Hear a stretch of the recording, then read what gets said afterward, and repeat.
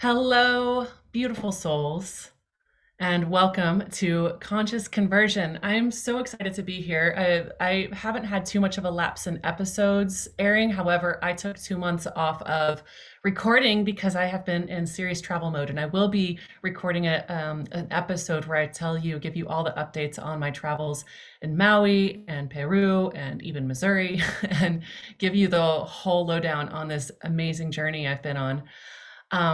But today I have a guest, and it's sort of business slash fun slash deep, meaningful conversations as usual. And first off, in case you are new to this podcast, Conscious Conversion is a weekly podcast, usually, about how we bridge the gap between business and spirit, money and meaning, technology and regeneration in a wildly changing world. In a time of so much damn polarity and uncertainty, this podcast explores how together we are connecting across the planet, across our differences, and across dimensions as we build the new earth together. I am your loving, loyal, everlasting host, Sarah Yamtich, and today I'm really, really excited to meet for the first time and introduce y'all to a beautiful, epic soul, Brenda Davies. She is a writer, an actor, a host, a podcaster living in LA. Her YouTube channel, God is Gray, has over 10 million views, and her work attracts an ever-growing audience of 250,000 followers in 44 countries. She's produced over 200 long-form videos, attracting podcasters, performers, writers, and advocates to collaborate with and respond to her work on religion and sexuality. And y'all, that's my favorite topic. We'll go into why soon. Brenda speaks at conferences and engagements and does interviews and debates representing her progressive view of Christianity and sex. Her debut novel, On Her Knees, Memoir of a Prayerful Jezebel, received rave reviews and maintained Amazon's #1 position in gender and sexuality while being endorsed by authors, religious experts, and sex educators at the top of their field. Oh my goddess, I'm so excited to dive into this conversation with you, Brenda. Thank you so much for being here. Thank you. I love your lingo, the way you're framing things. Hello, goddess. Oh my God, like amazing. And then also I say hi, beautiful people. You say hi, beautiful souls. I love that. That's Aw. at the top. I was diving into you, like listening to the sample of your audiobook, which I definitely want to listen to slash read the whole thing soon. And I was listening to your podcast and your YouTube channel, and I felt a real familiarity and kinship with you. And so I want to tell you at some point a little story that that will kind of show you why I feel super in love with you and how you show up on the digital landscape. But Are you first, gonna share the story now? No? well, I'm first, curious. if there's anything else you want to say about who you are and what you do, um, well, actually, I'm going to ask a more specific question, and that is like in this incarnation right now, in this moment right now, because I know that nothing is permanent. What do you feel is your soul's purpose? Damn. I feel my soul's purpose is to bring people back to embodiment, mind, body, soul connection with divinity, with others, with Mother Earth. Like if I could say anything at the top of the conversation to make people comfortable with the fact that I'm a Christian woman, because I know we have a very sour reputation and for very fucking good reason, is that my work began out of rage. I was attempting to get my memoir, On Her Knees, published. And when I was reaching out to book agents and publishers, I was getting this response that we love this material, but there's no audience for it. And I thought that was insane because I know how many people in my own circle that purity culture, for example, has affected, evangelicalism, like all of that toxic, polarizing, black and white binary faith and religion that a lot of us either ascribe to or were raised within. So we were truly like indoctrinated and just indoctrinated into it. And so my whole thing has been about separating true divinity and what it is to be a follower of Christ and Christ consciousness versus all of the toxic theology that I was told. And in my what people are now calling deconstruction, like you can deconstruct any system, like we're deconstructing the policing system, the academic system, the medical system. We're deconstructing all of those together as a collective. And my purpose at this incarnation is to help people deconstruct church and religion and Christ consciousness and find that. And I think one of the most interesting things I've come to realize is that truth never has to defend itself. Truth stands on its own. Christians nowadays, especially, Trump pulled the veil back, and I'm not happy that he was ever my president, but I am happy that that illuminated so much. It's like all the cockroaches that scurry in the kitchen came out into the light because they were allowed to show themselves for who they are, for their bigotry, for their racism, for their homophobia, transphobia. Like they were given permission to show themselves. And I have gratitude for that personally, because the Bible says you can address things when it's brought into the light, and that no darkness can stay in the darkness. If you just shine a light on it, it has to be engaged with, repented for, and changed. Lest the institution of Christianity or religion, evangelicalism, Southern Baptist, all of it. There's so many different denominations that have brought so much toxicity into our faith and have acted like truth can't stand on its own. Like you don't have to build up scaffolding around truth and hold it together.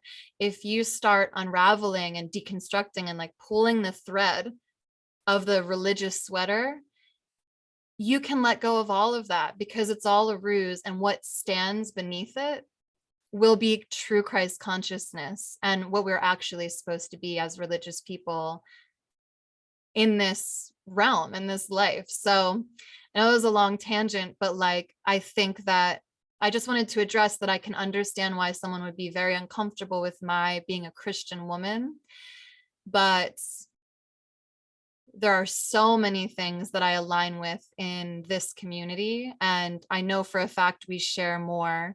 And I believe in the Christ consciousness of this sort of community. So I honor all perspectives. I don't care if you're atheist, agnostic. I don't care, as long as we are in a flow of Christ consciousness together. I feel like I would want to talk with you, and I say this often, but I mean it on a very, very, very deep level with you, that I would want to talk with you for hours about this topic. Yeah, I'm sure. Um, and there's so many questions I can ask, but and I love Truth Stands on Its Own because of what I want to share about my experience with you. And I share this just because I just want to express like how beautiful this conversation is for me. I was raised Southern Baptist and by a single mom who loved and loves Jesus. And from a very young age, by 12, 13, I was like, nope, nope, nope, nope. And the part that pissed me off the most was this purity you speak of. And I remember when I was 14, my gay bestie, because I could not handle that my gay boyfriends were going to go to hell. That was not okay for me. Same. And my gay boyfriend, one of them, played a song for me at 14, that goosebumps just thinking about it. And it was before I'd ever really heard anything on the radio from her. And it was a song called Icicle by Tori Amos. And it went, and it was about masturbating in church. And the lyrics go, getting off, while they're all downstairs singing prayers, sing away. And it says, what else? Lay his book on my chest, feel the word, feel the word, feel the word. And it's just this really like, and she was raised by a minister as well, Tori Amos was. And I wasn't a particularly sexual adolescent. By that point, I wasn't like that. It wasn't because I was like, yeah, sex. It was because I was like deep knowing that the separation of sexuality and sensuality from spirituality was wrong, was deeply wrong. Yes. And it took me a long time, up until probably my 30s, before I came back to Christ consciousness.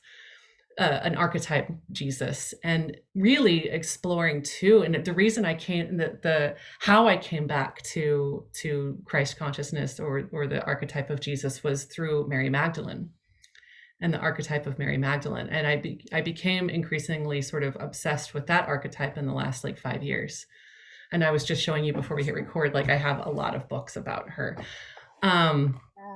and because of I'm reading about her, I'm learning more about Christ consciousness and that. And so anyway, there's a lot more to share about that journey of mine, but from a very young age, sexuality and spirituality have felt like they belong together, on a deeply belong together. And yeah, curious how you feel about that.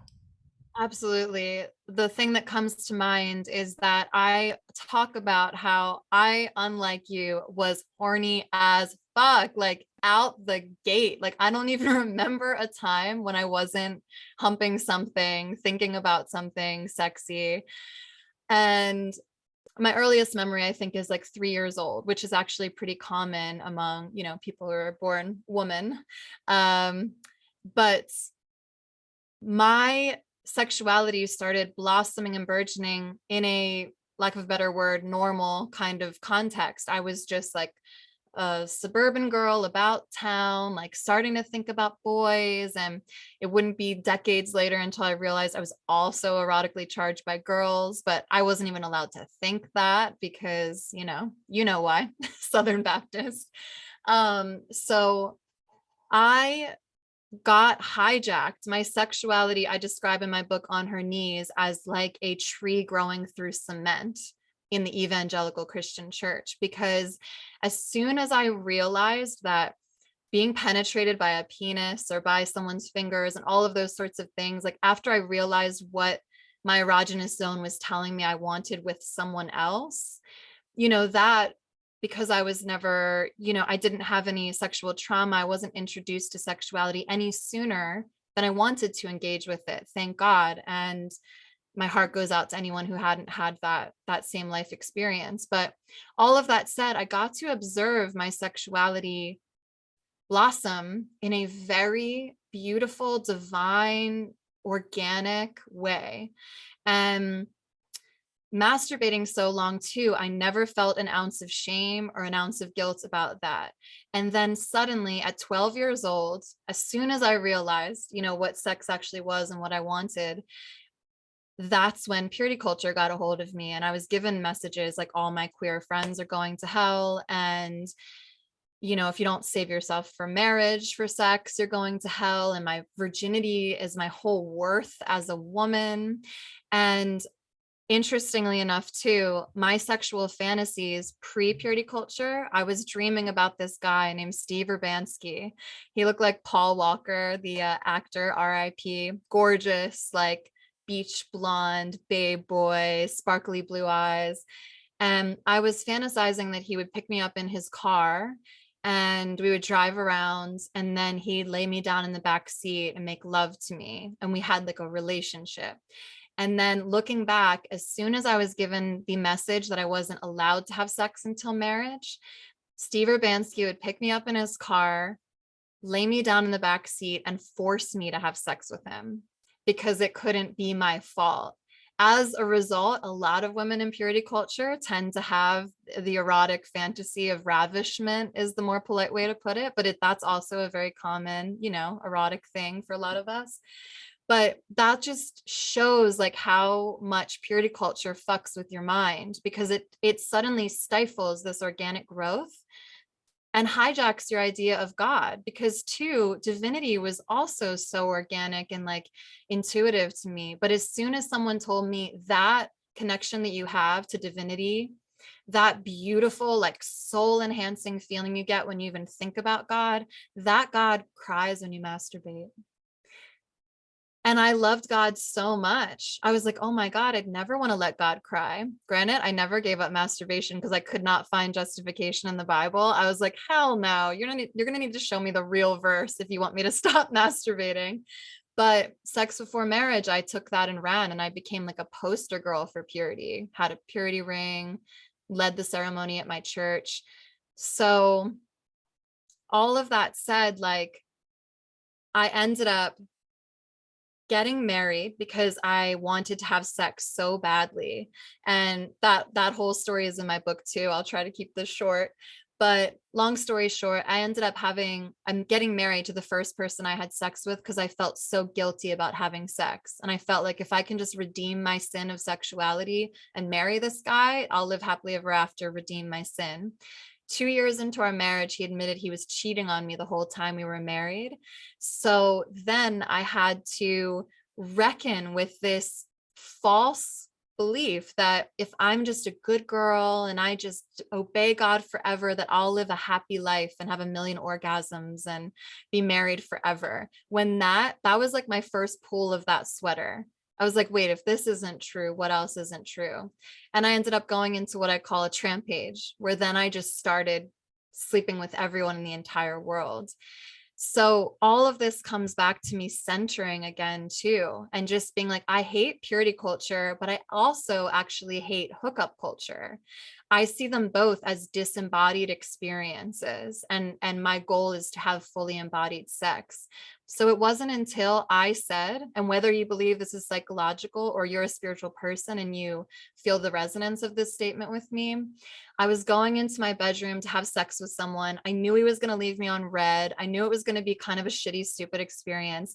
But for the first time in my sexuality, instead of saying, God, I'm doing something shameful, wait outside, I said, God, come in here. I need this experience to be embodied so I know what's happening. And in the aftermath, Divinity was so gentle with me and was like, what didn't you like about that experience? Like, do you feel good? And I got to embody and figure out for the first time in my life what sexual integrity might mean to me. And the last thing I'll say is that I learned recently-ish over the past few years that the word Satan, the root word in the Bible, means the divider. So whenever we're dividing our sexuality and our spirituality, that is actually, by definition, satanic. Wow, there's so much to unpack there that I love. Thank you so much for sharing all that. I'm going to write that down so I come back to it because it was so good. I wanted to ask you now, and I think you've touched on it, but I just want to get really explicit with it. Like, how do you think about the relationship now between divinity and sexuality? I can just preface by saying for me, it's like I haven't quite sussed it all out yet, but I feel like they're like really, really intertwined. That sexuality is a pathway and a gateway to feeling deeply our own divinity and our connection with divinity. And I'm wondering like how that has transformed for you, or if that's something you perceive as well.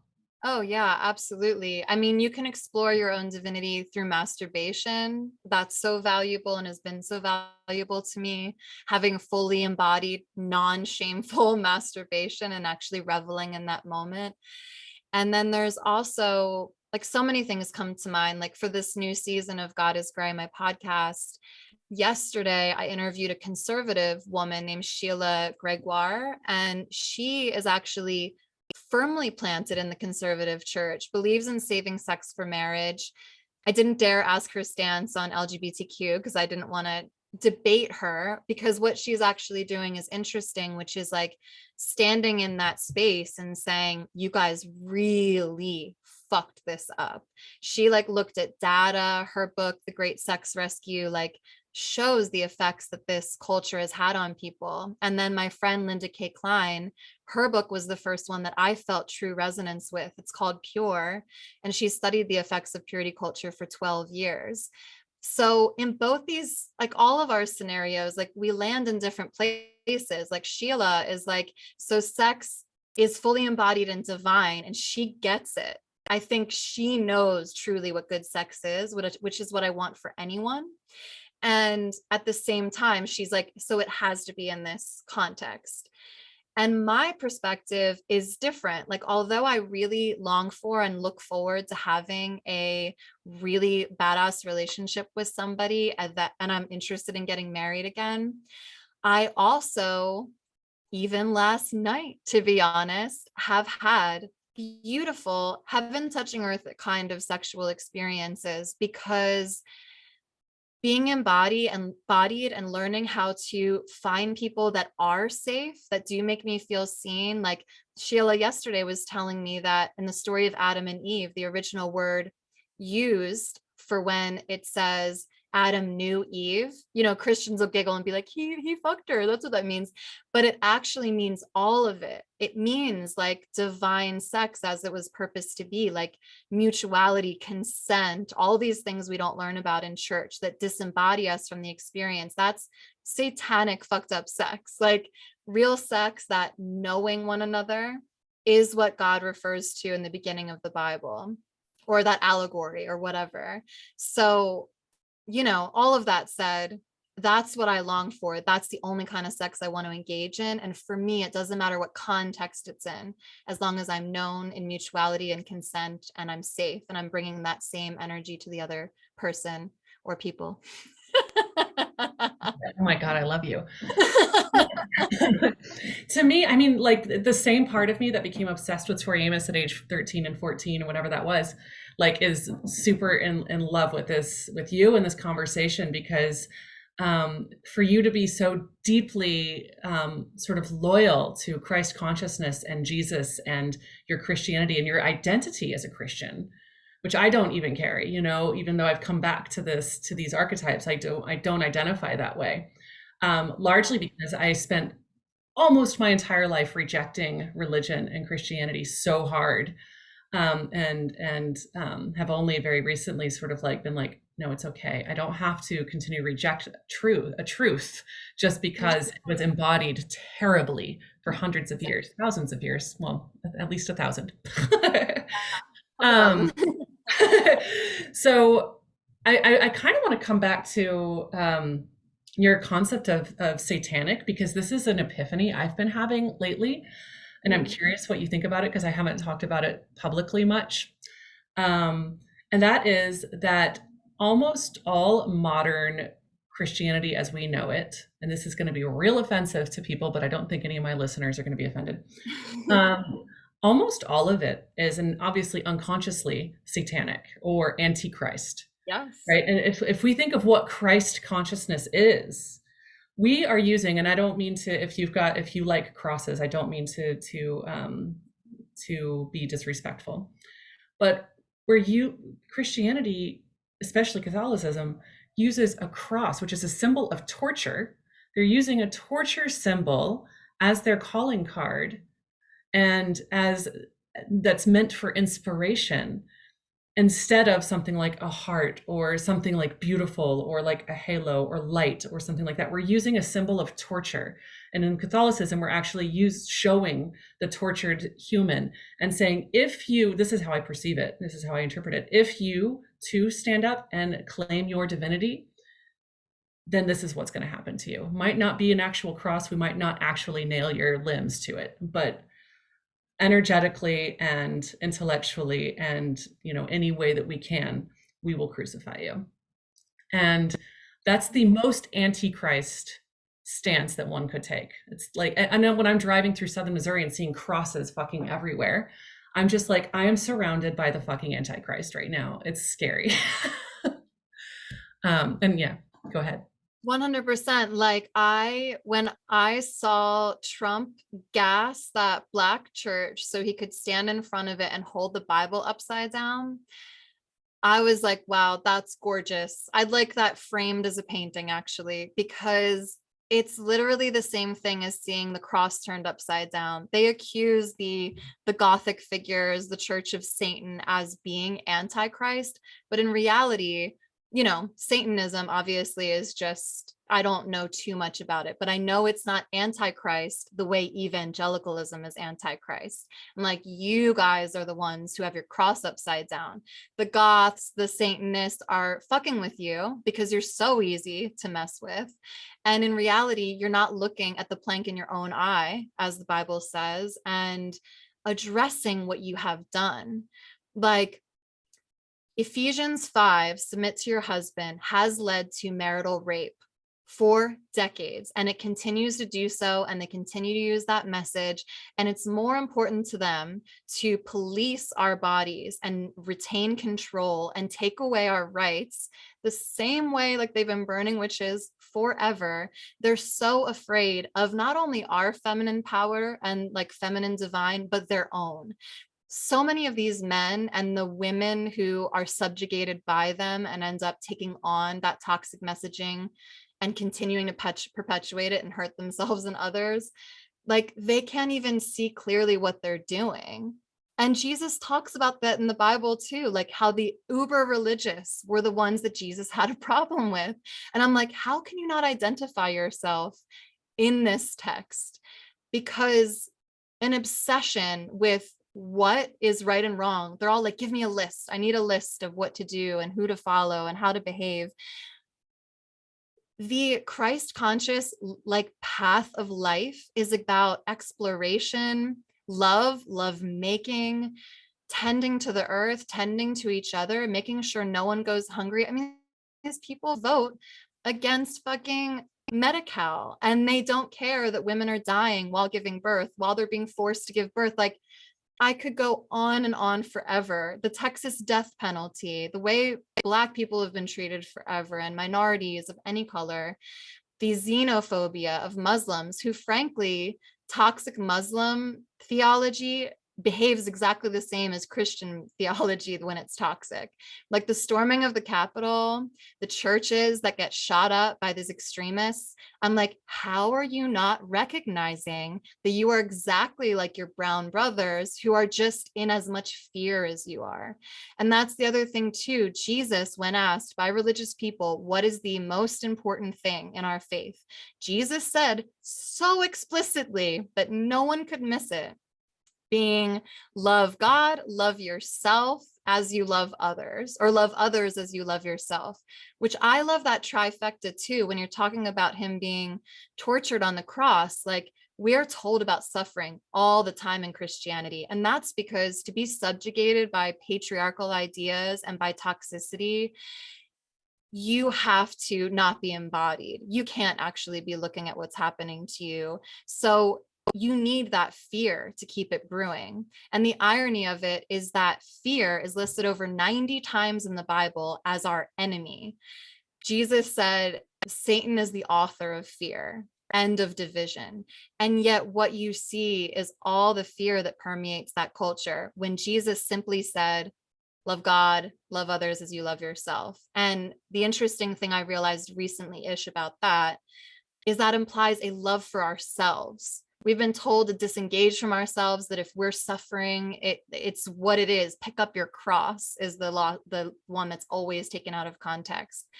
To mean like, if you're suffering, it's right. If you're sexually suffering, if you're not with the gender that you actually are attracted to, that's good. That's Christian suffering.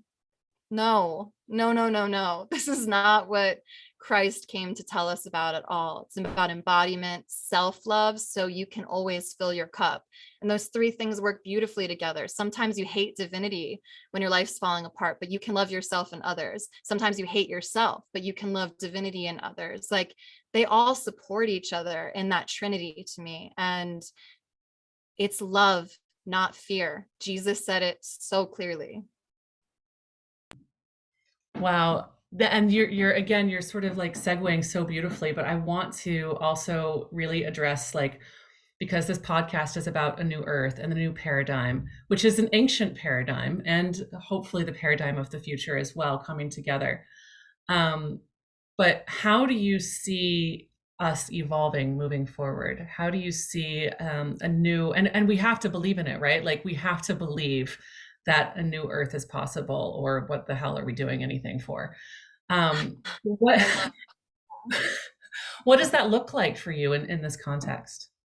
I love this question because, again, with the fear-based leading that my former religion has, um, we're taught about new ageism. Stay away from the new agers. The new agers are going to drag you to hell. And you know what? Frankly, new age has a ton of problems inside of it too. Like I was listening to, I think the New Yorker or something has a special called, I forget what it's called. I can get it for you if people ask, but it's about how practitioners of Eastern medicines and ayahuasca and mushrooms and what's the other one? I'm trying Well, to think of there's tons of them. I'm a big one into San Pedro and the watching the. horse tranquilizer one. Oh, ketamine, Yeah, ketamine. ketamine. It's talking about how, guess what? Sexual predators and assholes still show up in those spaces. So it's not about the binary of evil people are in this place and divine people are in this place. That's why Jesus was at the bar and at the church, because he knew that polarities of people and where they are on the polarity scale from negative to positive resides in any space. And I mentioned that in my book. Like, I found beautiful light polarity at the Playboy Mansion, and I found horrendous negative polarity at church, and vice versa. Like, no binaries. So, first of all, the demonization of entire people groups has always been despicable and antichrist and fear based. But that said, it took a long time for me to open my heart up to listening to people in other religions that practiced other things. And guess what? Unsurprisingly, all it's done is like added immensely to my Christianity. The fact that a Buddhist monk taught me how to mourn when Christianity told me like button up and just pray and it'll all get better. Like a monk taught me to embody, and having sex with tons of people taught me like beautiful positive polarity things. Like, you can find that lesson in anything.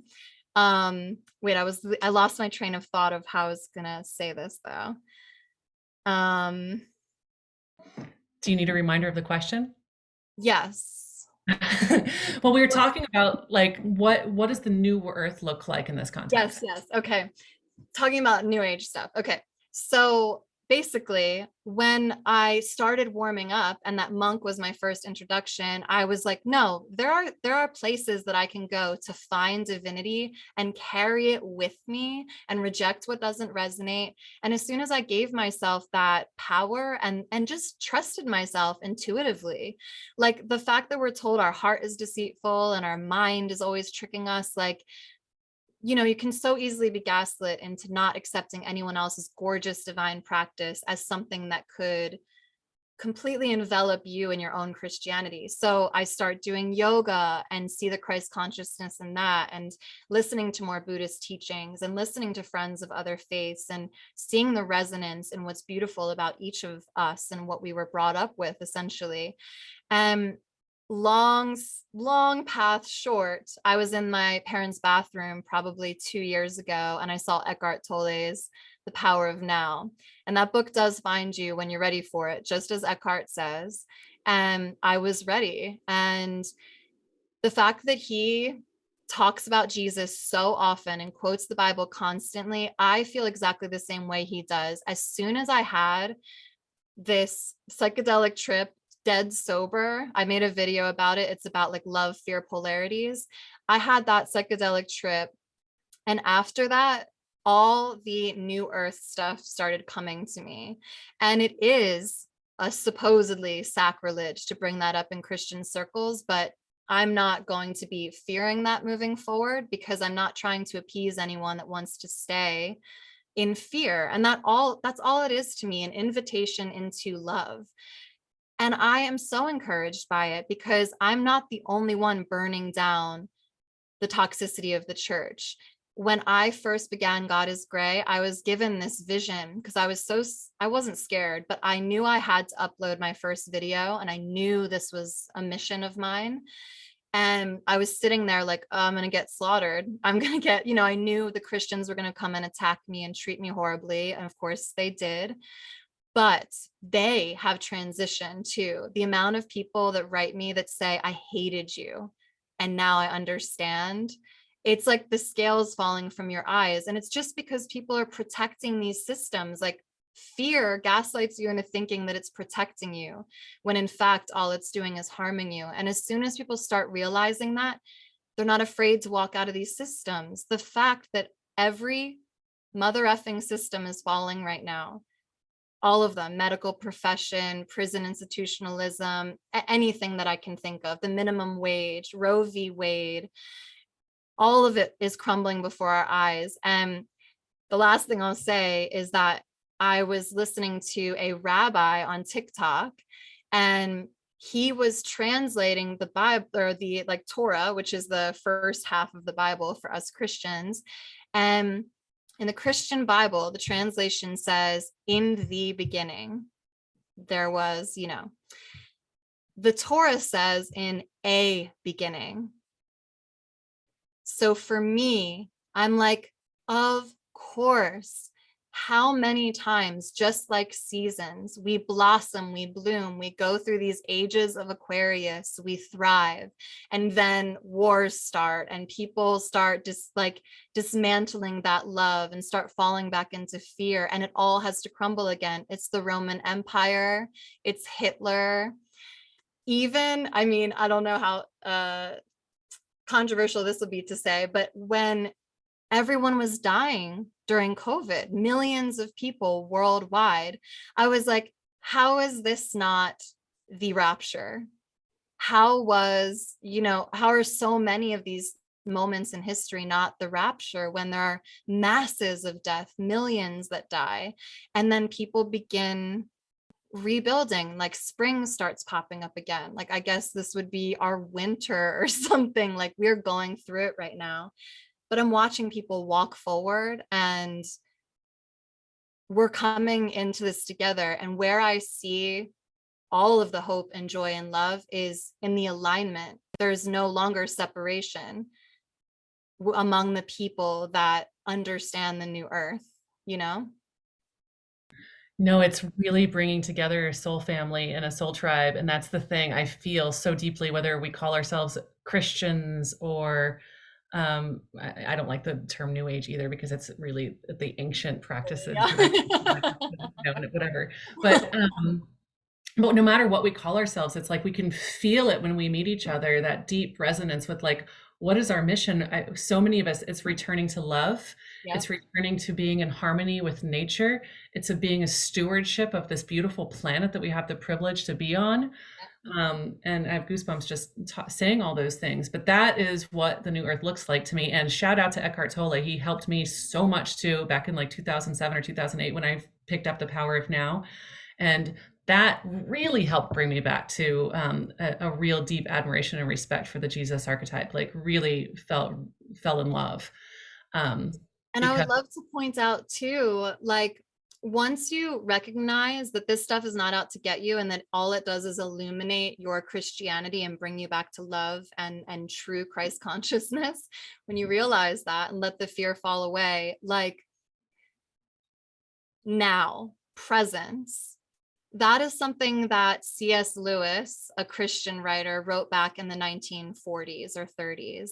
And I remember this stood out so much to me, that in Screwtape Letters, he authored Lion, Witch, and the Wardrobe, iconic writer, and a really progressive Christian for his time, which is funny when conservatives quote him. I'm like, why do you even like him? I thought you would burn him at the stake today if he was saying the same stuff. But I'm glad they like him, because, whatever ushers fear-based people into love and Christ consciousness, great. All the conservatives, pick up your C.S. Lewis, start reading it, please. But in Screwtape Letters, he's talking about how these two demons are figuring out how to overcome a man and make him succumb to hell, bring him to hell. And the more experienced demon tells the other, all you have to do is keep him in the past or the future, because the past, is muddied with so many perceptions and coulda, woulda, shoulda. And now that we know, people study memory, how wrecked our memory is and how it's actually just more about our perceptions of those moments, that you understand there's no point in wallowing the past, because it brings up so much anxiety and fear. It brings you into the negative polarity emotions, fear, pain, shame. That's where mulling over the past brings you. Unless, of course, you're like reveling in like beautiful things that happen, and it's inviting you to love and telling you about the future and making you, like, you can play with memory, of course, but true presence requires that you stay in the now. C.S. Lewis knew it. Jesus said it in many different ways, that God resides in the moment. And that's what C.S. Lewis said. If you're looking at the future, same thing: anxiety, shame, fear, pain, like perceptions that don't actually exist. And the demon said, just keep them in one of those two places. Do not allow him to come into the present, because God is in the present. Mm. Wow. I loved it. I Yeah. love it too. I feel like I did read that ages ago. It'd be really fun to re-pick up C.S. Lewis these days. That would be super interesting. Yeah. I love Um, it. I want to make sure we have plenty of time for you to share with our listeners how they can get more of you. There's your podcast, there's your YouTube channel, there's your Instagram. There's so many ways to dive into Brenda Davies. But do you want to share anything? Oh, or if you've got any offerings coming up or anything, this will air within the next couple of weeks. Okay.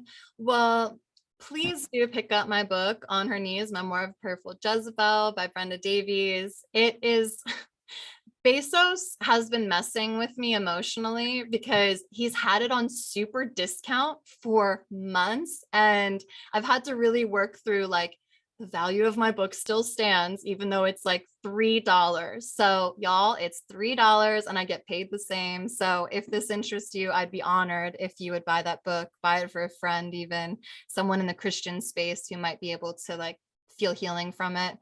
And then, of course, I have my YouTube channel and podcast, both called God is Grey, Grey. I have a variety of conversations that you can enjoy, especially I've talked to amazing sex workers recently, and I'm going to dive back into reconstructing faith and sexuality after deconstructing it, because I built my channel on rage, and I was really working to tear down the system of oppression that we were all in. And it came to a point where it felt like the end. I felt very, like, divinely like this is the end. And where it's now begun for me again is like, okay, I'm sick of talking about that, but I will talk about reconstructing what it means to move forward. Again, not looking back at the past. So that's what I'm focusing on for this season. And Instagram, God is Grey. Yeah, just I'd love to have more people in my beautiful community, and I'd love to have you there. Well, I'm here. I'm there. I'm so in it. And I'm so grateful for your courage. Like, oh my God, how much courage it has taken you to speak out about this, and the risks that you take of losing family and friends and community by speaking up about the most taboo subject in all of the Christian faith, and wearing it so loudly and proudly and beautifully and gracefully. I just my heart just melts. So thank you so much for your courage and what you're doing in the world. Like, you're creating so much ripple effect healing on this planet. Thank you so much. I really appreciate that. I'm sure you are too. I got to dive into your podcast now. Aw. Well, it's been an absolute pleasure. Like I said, I could talk with you for hours. So next time I'm in LA. Hopefully, I can look you up and we can hang. Yeah. If you ever come to Maui, Oh, yes. um, come on down over across the Pacific. Anyway, thank you so much for being here. Y'all check out Brenda Davies, get her book, and dive in, because obviously she's fucking brilliant and magical. So, thank you, love.